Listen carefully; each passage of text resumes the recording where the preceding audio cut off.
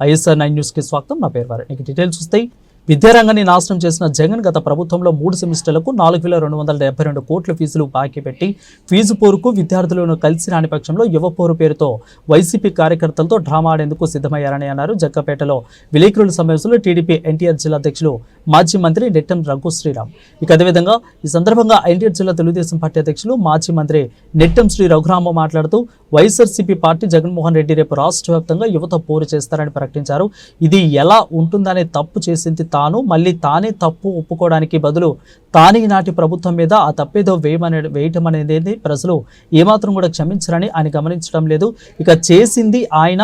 అదేవిధంగా దాదాపు 4,200 కోట్ల పైచులకు ఫీజు రింబర్స్మెంట్ కింద బాకీ పెట్టి ఓ ఏడిక ఫీజు పోరు మొదలుపెట్టి సన్నాహాలు చేస్తుంటే ఏ విద్యార్థి సంఘం కూడా కలిసి రాని పక్షంలో దాన్ని యువత పోరుగా మార్చడం జరిగింది. ఇక ఈ కార్యక్రమంలో గింజపల్లి రమేష్ కట్ట వెంకట నరసింహారావు, తాళ్ళూరి వెంకటేశ్వర్లు, షైక్ అన్వారు, యానాల గోపి, పోలవరపు కృష్ణ, అన్నెప్పగా కిషోర్ తదితరులు పాల్గొన్నారు. వైఎస్ఆర్సీపీ పార్టీ జగన్మోహన్ రెడ్డి గారు రేపు ఆంధ్రప్రదేశ్ వ్యాప్తంగా యువత పోరు అనేది ఆయన రేపు చేస్తానని ప్రకటించారు. ఇది ఎలా ఉంది అని అంటే, తప్పు చేసింది తాను, మళ్ళీ తానే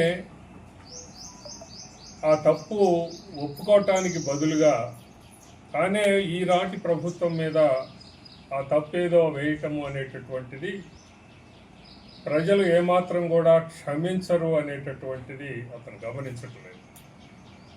చేసింది ఆయన దాదాపు 4,200 కోట్ల పైచిలకు బాకీ పెట్టిపోయాడు ఫీజు రీఎంబర్స్మెంట్ కింద. ఫీజు పోరు అని మొదలుపెట్టాడు.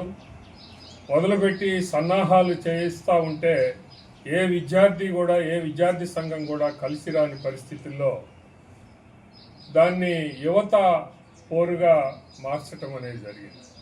అంటే ఏంటంటే వైఎస్ఆర్సీపీ కార్యకర్తలందరినీ కూడా పోగు చేసి ఇప్పుడు వాళ్లే విద్యార్థులు అన్నట్లుగా మరి భ్రమింపజేయటానికి చూస్తూ ఉంటే ఎంతటి హీనమైన నీచమైనటువంటి అతని యొక్క ఆలోచన బయటపడుతుందనేది మనందరికీ తెలుస్తూ ఉంది.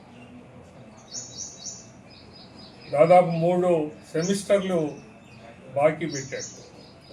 దాదాపు 4,272 కోట్ల రూపాయలకి బాకీ పెట్టి ఈరోజు ఏమంటున్నాడంటే, గత 5 సెమిస్టర్లు 5 త్రైమాసికాలు అంటే ఈ కూటమి ప్రభుత్వం వచ్చిన తర్వాత 2, ఆ తర్వాత అతను 3, మొత్తం కలిపి 5 త్రైమాసికాల మీద ఈరోజు ఇది కూటమి ప్రభుత్వాందే తప్పు అని మాట్లాడుతూ ఉన్నాడు.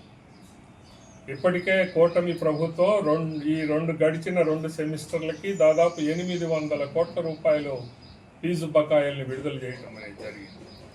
ఇప్పుడు బాకీ ఉందంతా కూడా ఆ రోజున తాను పెట్టిపోయినటువంటి బాకీయే అక్కడ ఉంది తప్ప మరొకటి కాదు. మొత్తం విద్యా విధానాన్నే నాశనం చేశాడు. ఆ రోజున ప్రభుత్వం నుంచి కాలేజీలకి రావాల్సినటువంటి ఫీజు రీఎంబర్స్మెంట్ ఏదైతే ఉందో అది కాలేజీ కాకుండా ప్రభుత్వం నుంచి పేరెంట్స్కి వెళ్ళేటట్లుగా చేయటం వల్ల ఎంతటి అధ్వాన్న పరిస్థితులు ఏర్పడినాయి అనేది మనం చూసాం. లేక కాలేజీలు మరి సరైనటువంటి విధానంలో అవి నడవలేనటువంటి పరిస్థితుల్లో మరి డబ్బులు చివరి సెమిస్టర్లు ఏదైతే వాళ్ళు కట్టలేకపోయారో, పేరెంట్లు కూడా కట్టలేకపోయినటువంటి పరిస్థితుల్లో, కాలేజీలు నడపలేకపోయినటువంటి పరిస్థితుల్లో ఎంత గందరగోళమైనటువంటి పరిస్థితి ఏర్పడింది. సర్టిఫికెట్లకు పోతే యాజమాన్యాలు ఇవ్వలేకపోవటం, వాళ్ళు మళ్ళీ గోలు చేయటం, ఎంతటి ఆందోళన నెలకొంది విద్యారంగంలో అనేటటువంటిది మనం చూసాం. అంతటి దుర్మార్గానికి పాల్పడినటువంటి వ్యక్తి ఈ రోజున తగుదునమ్మా అని ఇదేదో కూటమి ప్రభుత్వం తప్పుగా ఈ రోజున ఉద్యమించటము అని అంటే ఇది మొగుడిని కొట్టి మొగసాలకి ఎక్కినట్లుగా ఉంది తప్ప మరొకటి కాదు. దాదాపు ఇప్పుడు స్కూల్ ఎడ్యుకేషన్లో పెట్టాడు 352 కోట్ల రూపాయలు బాకీ ఉంది. అలాగనే హయ్యర్ ఎడ్యుకేషన్ పీజీ పీజీ వాళ్ళదైతే పూర్తిగా రద్దు చేసినటువంటి పరిస్థితిని చూసాం.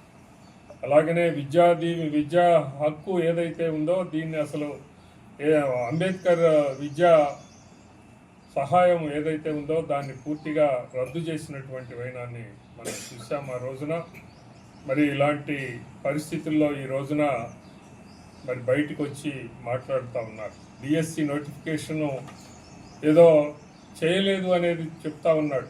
మొట్టమొదటి సంతకం పెట్టారు. మొన్ననే లోకేష్ గారు ప్రకటించడం అనేది కూడా జరిగింది. ఈ యొక్క మార్చి ఎండింగ్లో పూర్తి చేస్తాం దాన్ని. రేపు అకాడమిక్ ఇయర్కి దాదాపు 16,000 ఉద్యోగాలు ఏవైతే ఉన్నాయో ప్రకటించినటువంటివి వాటి 16,347 ఈ డిఎస్సి నోటిఫికేషన్ ద్వారా భర్తీ చేస్తామని ఇప్పటికే ప్రకటించడం అనేది జరిగింది. అలాగనే గతంలో ఏం జరిగింది కూడా మనం చూసాం. స్కూల్ ఎడ్యుకేషన్ పూర్తిగా నాశనం చేశారు. 117 జీవో నెంబర్ 117 పెట్టి స్కూల్స్ని మెర్జ్ చేసి మరి అవి సరైనటువంటి విధానంలో పిల్లలు అక్కడ దాకా దూరం వెళ్ళలేక డ్రాప్అవుట్స్ లక్షల సంఖ్యలో పిల్లలు డ్రాప్అవుట్స్ బడికి వెళ్ళలేక మానేసినటువంటి పరిస్థితులు. అలాగే కొంతమంది మరి ప్రైవేట్ స్కూళ్ళకి వెళ్ళినటువంటి పరిస్థితులు. ఎంతటి అస్తవ్యస్తమైనటువంటి విద్యా విధానాన్ని ఆ రోజున అతను అమలు చేశాడు అనేది మనం చూసాం.